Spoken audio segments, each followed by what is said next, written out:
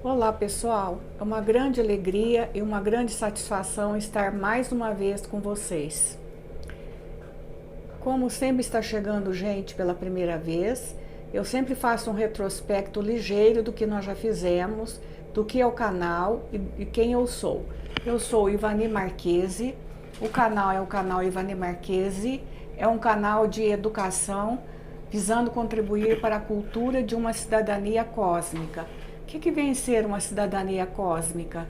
É a que nutre um sentimento de solidariedade e fraternidade com todos os seres aqui da Terra, desde o mineral, animal, vegetal ou minal, devas ou anjos, e para com os seres que são habitantes de outros planetas, porque o primeiro módulo que nós estudamos está aí gravado, foi a pluralidade das existências e seus habitantes com corpos e pessoas inteligentes. Claro que não é um corpo como o nosso, poderia melhor ser chamado de envoltório.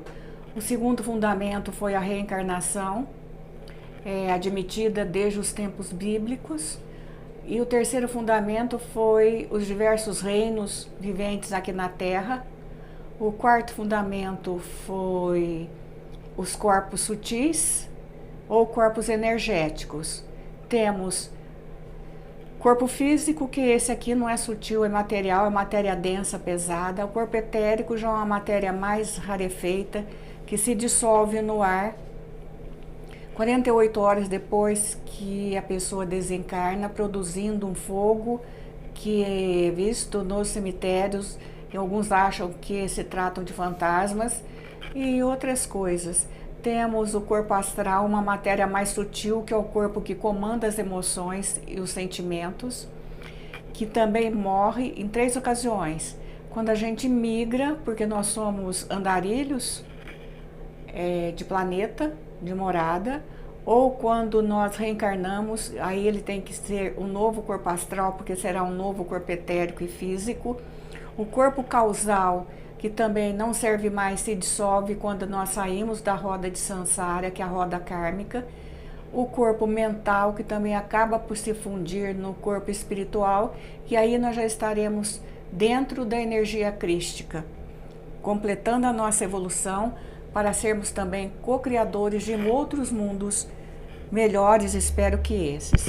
Então, a live passada nós tratamos dos desorganizadores dos corpos sutis, dos corpos energéticos e dos efeitos que essa desorganização causa no corpo físico.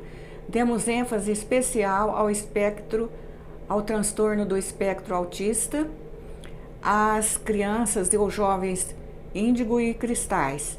Alertamos que índigo e cristal sempre existiu, mas que quando a Terra, no presente tempo, entrou dentro do anel luminoso de Alcione, que é a estrela mais brilhante da constelação das Pleiades, lá os conselhos diretivos das Pleiades resolveram migrar para a aura da Terra, seres que não tinham mais experiências a cumprir em Alcione.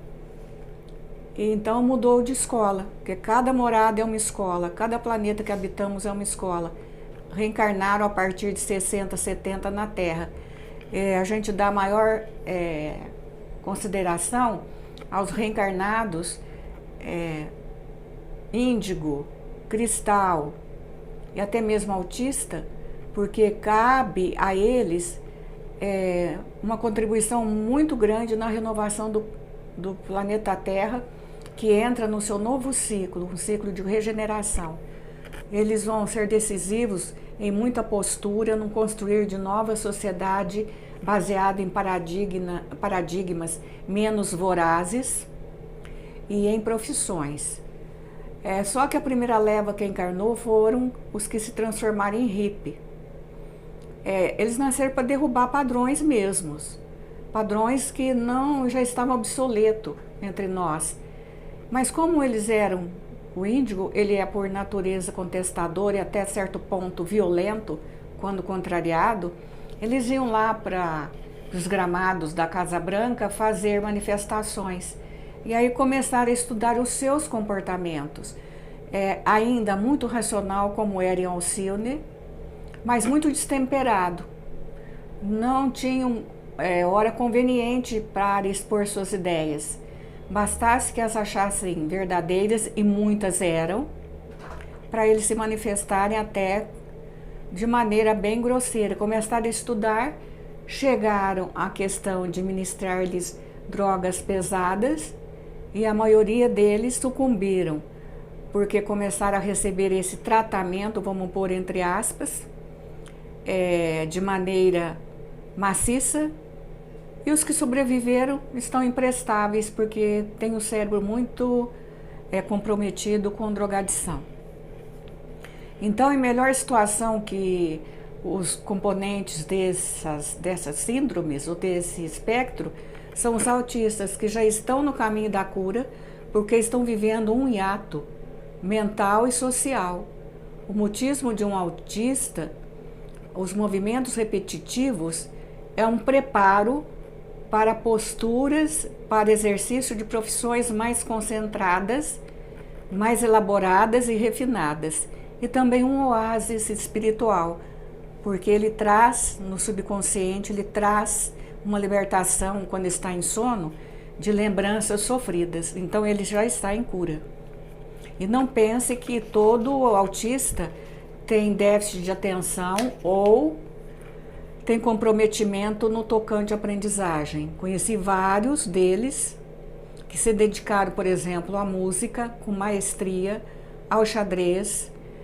Crianças, quando eu conheci algumas crianças, conseguiam perceber claramente qual era a 7ª Sinfonia de Beethoven.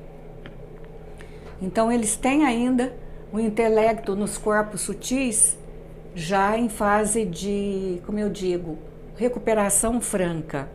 Então é para ter muita esperança com relação a essas pessoas. Então nessa tarde, agora entrando já, porque até agora eu recapitulei esses nossos encontros. No tema de hoje, o tema de hoje é nada mais nada menos que procedimentos organizadores dos corpos sutis. Quando eu digo organizadores, eu estou usando um eufemismo, até um embuste paraterapêutico, senão vão dizer que eu estou querendo ser médica ou me afastando da medicina alopática. Não, nenhum terapeuta prega o uso, o emprego de uma medicina só. Tem que ser um pool, tem que ser um tratamento integrativo. E eu afianço, não só eu, muitos terapeutas, muitos pesquisadores, eu vou citar um do século XX, daqui a pouco, garantem a vantagem de música elaborada na recomposição de cérebro, não só das pessoas que os têm comprometido, mas até na produção de leite, ovos, na nutrição de recém-nascidos. Na produção de recém-nascidos, no tocante a seus nutrientes recebidos em neo-UTI. Então, são pesquisas mais modernas, mas eu gosto sempre de fazer um histórico, porque agora que há consciência possível, ou que há condições materiais, mentais e espirituais para conversar em alguma coisa, porque senão a gente ainda seria queimado, ou seria morto por overdose. Não que alguém injetasse droga em nós, mas oferecia vantagens, drogas gratuitas. Então vamos fazer um ligeiro histórico.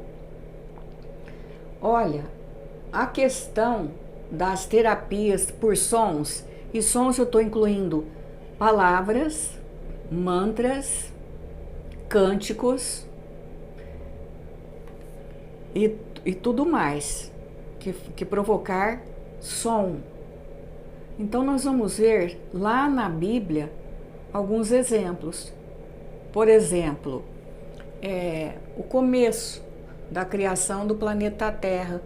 Na Bíblia está assim: e no começo era o Verbo, e o Verbo se fez carne e habitou entre nós.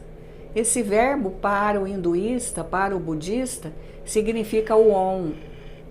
Mas o Om, como de todo mantra, para ser mantra, tem que ser monossilábico e tem que ter um tom único. Se eu quiser entoar com o som da nota musical lá, tudo bem, mas eu não posso entoar o Om. Agora eu cansei do tom lá, agora eu vou usar o tom Dó. Eu não posso, porque aí não é mais mantra.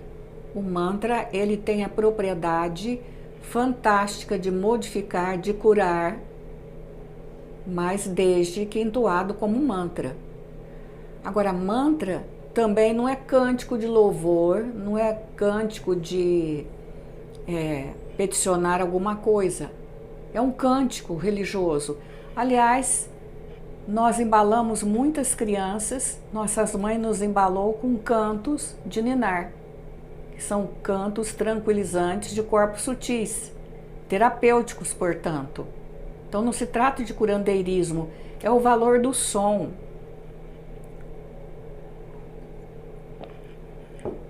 Um som é uma energia sonora. E eu digo mais, é uma energia colorida, cromática. E por vibração do corpo físico, se ela vier do estímulo de fora, externo, ela alcança os outros corpos. Mas ela pode vir também, no caso dos grandes gênios aí, das esferas supraterrestres. O que é isso? É a sexta dimensão, são outros planetas mais evoluídos sentimentalmente que a Terra. Mozart captava esses sons. Tanto é que as sinfonias de Mozart não tinham correção. Ele ouvia inteirinho. De onde? Ele dizia que ouvia dentro da cabeça, mas esse dentro da cabeça era da cabeça dos corpos sutis que ele transmitia para o papel. Beethoven chegou a fazer isso também. Depois eu quero falar da Sétima Sinfonia de Beethoven, que eu descobri que nesse último 31 de janeiro, todo mundo em casa, mas teve aí na rua onde eu moro, umas pessoas que deliberaram soltar fogos de artifício 15 minutos antes. E os cachorros, os gatos enlouqueceram, né? Porque estampido, para o cérebro autista, para um cérebro envelhecido, para um cérebro cuja audição é muito apurada, como dos cães, arrebenta literalmente o chakra cardíaco e tem levado muitos à morte. Então isso tinha que ser vigiado com o máximo rigor. Há leis que proíbem isso. Há gente morrendo, há animais morrendo. Mas o que eu descobri? Eu estava apreensiva. Todo 31 eu passo apreensiva. Eu nem saio quando não havia a pandemia. Apago todas as luzes e deixo as portas abertas. Começou fogos, eles fogem para dentro de casa, ficam desorientados. E eu estava estudando realmente as peças de Beethoven para ter uma luz na questão da musicoterapia. Eu falei, vou pôr música. Mas a que estava mais à mão, porque eu estava no escuro, era a Sétima Sinfonia. E pus, ela não é tranquila. Eu acho até que ela é épica, mas com muito, no meu entender, com uma sensação muito forte de esperança, de não derrotismo, porque essa é a característica do Beethoven, das músicas de Beethoven, e foi a Sétima Sinfonia. Eu pus num volume bom, os cachorros que estavam perto de mim foram se acalmando, e os fogos lá. Eu própria me desliguei dos fogos para me concentrar na música, e os cães que estavam mais distantes de mim, que estavam fora da casa, também se quietaram. Então eu descobri isso, que a Sétima Sinfonia, num volume aceitável, ela neutraliza o efeito danoso de um som de estrondo, que é um fogo de artifício, ou mesmo, vamos dizer, o fogo de artifício para um cachorro, um cérebro comprometido ou um cérebro idoso é um morteiro, é um torpedo. Foi muito interessante e eu descobri isso assim, casualmente. Casualmente não, né? Alguém falou para mim, ó, faz isso, já tá com isso na mão mesmo, faz isso que vai dar certo. Eu fiz. Então, nós vamos citar agora 2 pesquisas do século XX. Uma é da revista Crescer. Tá na internet, é muito simples, é curta, que ela diz do valor da música erudita, que é esse tipo de música que eu estou conversando e que eu converso enquanto terapeuta para melhorar a coordenação motora, a respiração de todos que estão incluídos no transtorno do espectro autista. Melhora até a socialização e a disciplina. Então, o que serve para um, serve também para a questão dos índigos e cristais, que dão muito trabalho numa escola comum. Mas é por falta dessas disciplinas que apelem para o bom senso, para o sentimento e para até a espiritualidade, porque a questão da drogadição, sem as terapias transcendentais, que é a magnetização da água, que é a aplicação de água imantada por pirâmides, imantada por cromoterapia, não tem remissão. Porque não podemos ficar só na questão do vício no corpo físico, ele já passou para outros corpos. Então a música atua igualmente beneficamente para todos esses. Então eles pediram também que eu leia alguns achados do livro O Lado Oculto da Música, de David Thames. Então veja, vou ler alguns trechos. A música motiva todas as regiões cerebrais e sistemas neurais, provoca mudanças no metabolismo, melhora a respiração, melhora o córtex cerebral, estabelece sensação de paz e felicidade, porque energiza a partir do corpo físico os demais corpos. Ainda normaliza a pressão sanguínea, a atenção e o sistema nervoso.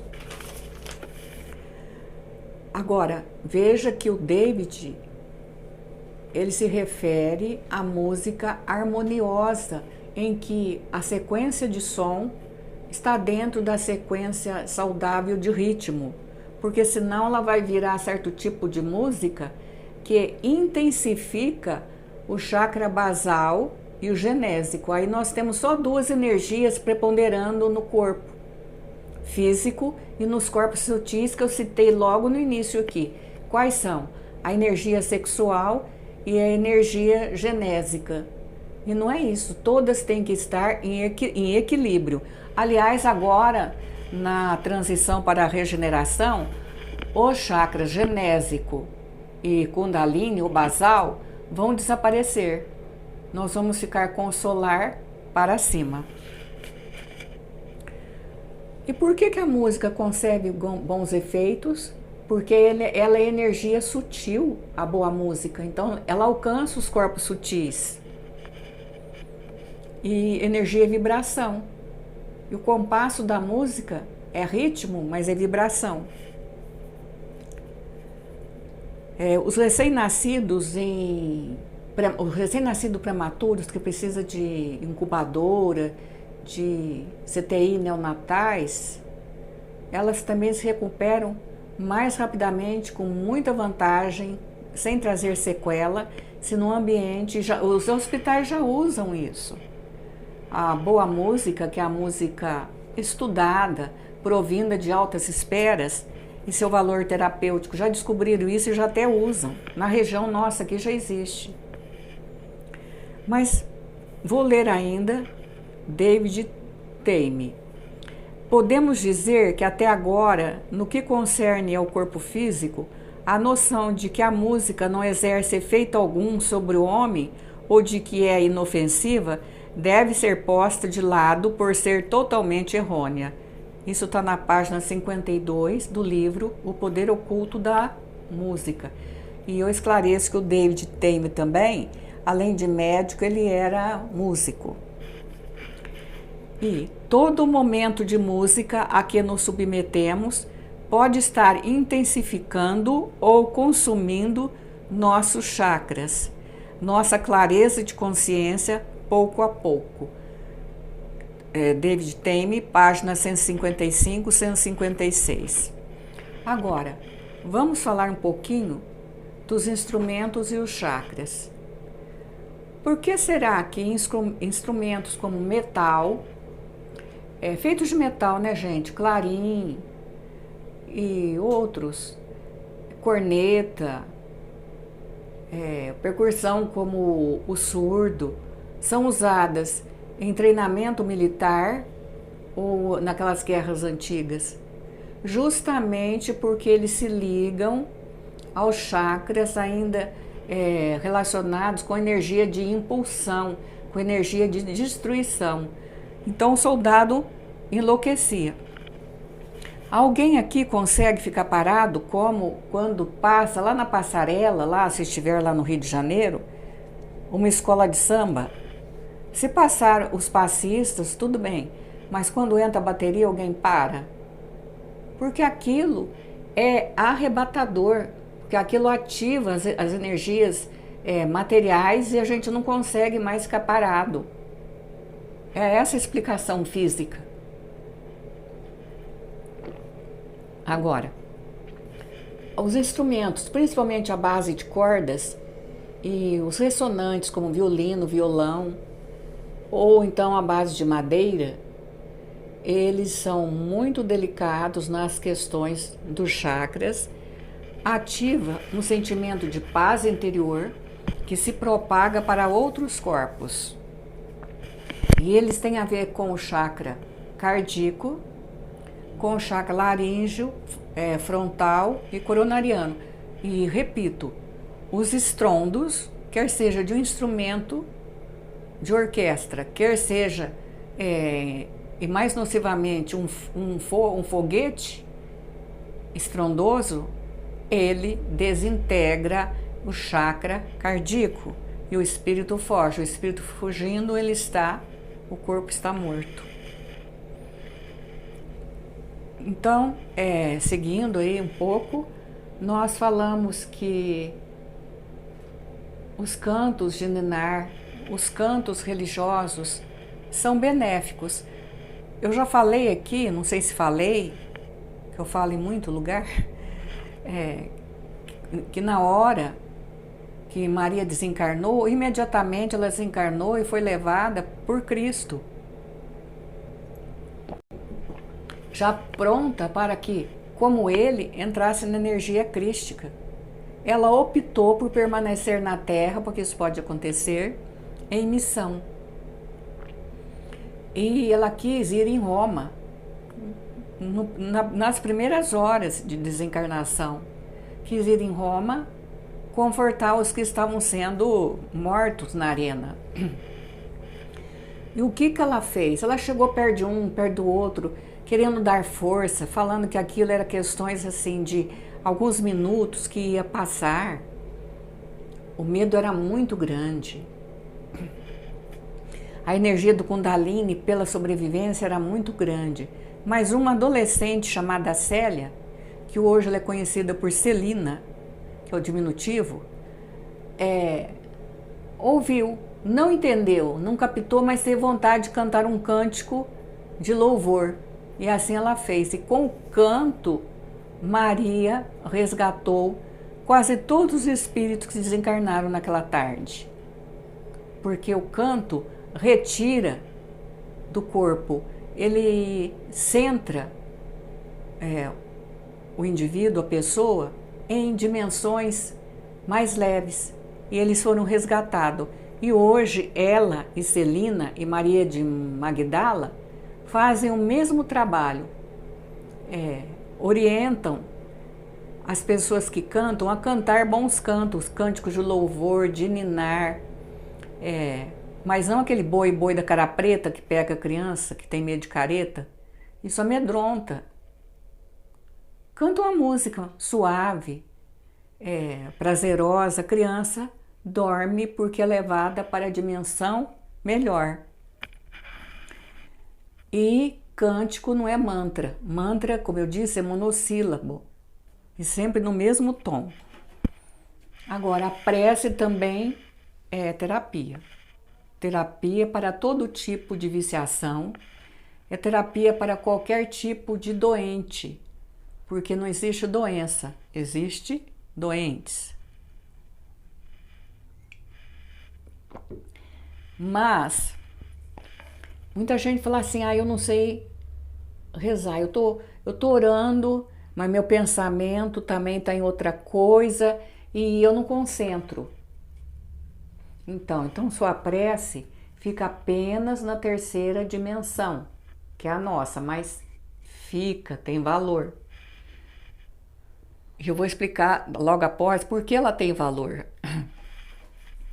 Agora, se você está orando mentalmente, ao mesmo tempo mentalizando o que você está pensando, a prece, ela já consegue chegar até na quarta ou na quinta dimensão, às vezes.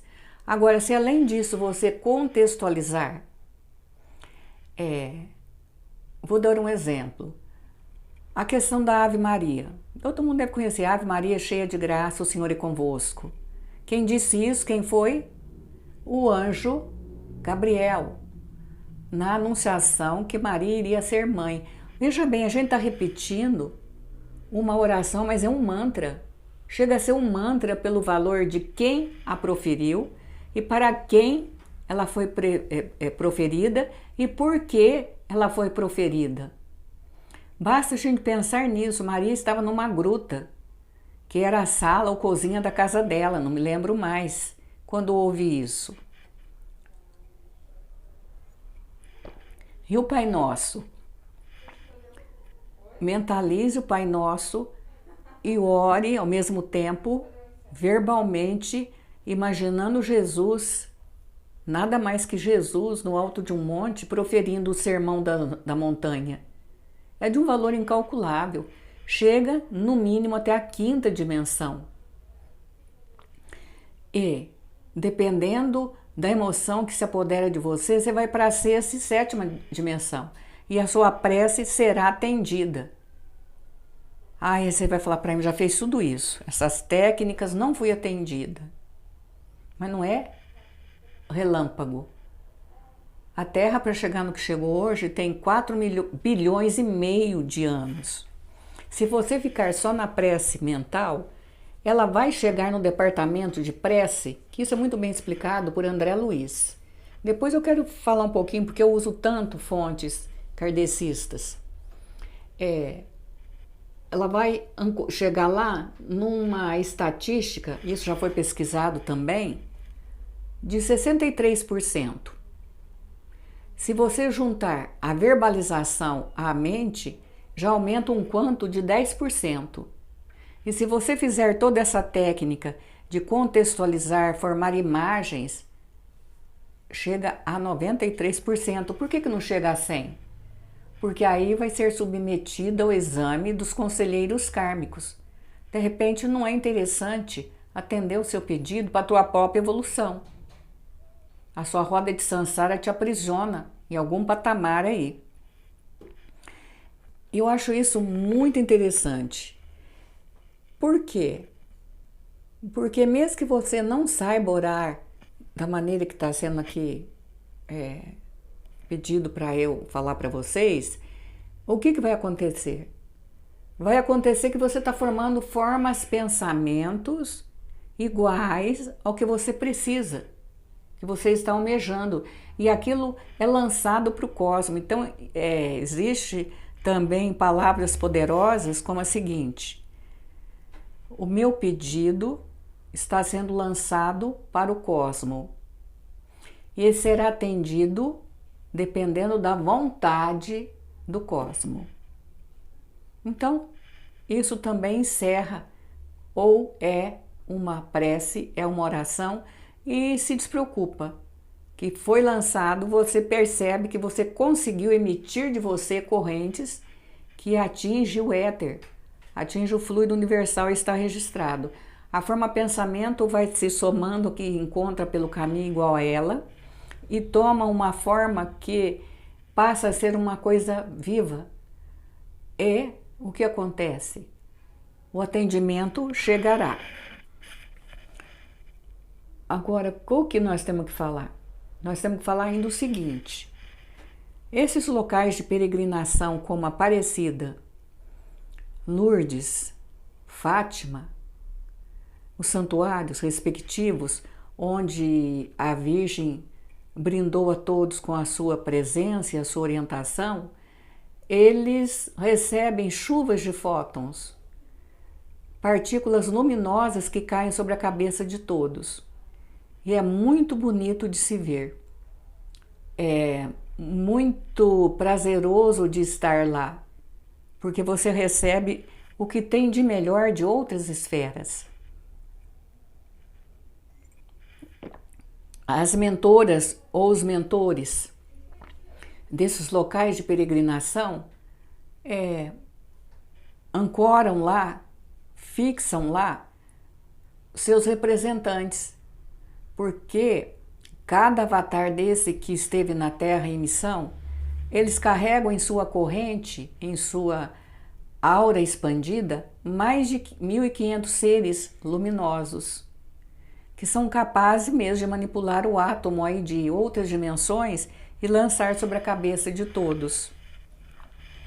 Agora, a água também é uma prece. A água também é terapêutica, eu já disse, não vou repetir, mas a água pode ser imantada pelas nossas energias, daí as nossas energias têm que ser benéficas e não maléficas, de ódio, rapinagem, ganância, inveja. Tem que ser de proteção, caridade, solidariedade e pode ser imantado por um processo radiestésico com pirâmide de cobre, cuja uma das arestas, ou melhor, onde uma das arestas se volta para o lado magnético norte da Terra. Deixa lá, debaixo da pirâmide, assim posicionada, precisa de uma bússola, uma jarra de água e usa misturada às outras águas. Eu acho que hoje eu posso parar por aqui. Eu agradeço muito e vou também terminar como eu fiz na outra live, com uma poesia. Na outra live eu li uma poesia desse livro sobre o karma, que eu chamei de colo, colar e conta, porque o karma tem tudo a ver com os gênios do cromossomas e quem abriga os nossos cromossomas. Por 9 meses é nossa mãe, mostrei a foto, mas hoje eu vou falar sobre a roda de Sansara, que não está aqui. Eu sempre acho engraçado eu ler ou falar minhas poesias, porque quem entende de poesia e de literatura quer saber qual é o meu estilo. Eu falei, eu não sei, eu não sou escritora, eu sou escrevedora. Então hoje eu vou falar para vocês uma coisa que eu escrevi assim. Porque o silêncio também é uma prece, por isso que eu lembrei disso. O silêncio me conforta desta vida estranha e torta. Vida solta, barco a esmo, novo feto de mim mesmo. A ciranda, caracol que não segue nem avança, são duendes encantados, todos presos em ciranda. Muito obrigada, muita paz, muita luz. Andai como filhos da luz, segundo Paulo, porque aquele que anda imprime sinais por onde passa, segundo Paulo também. Obrigada.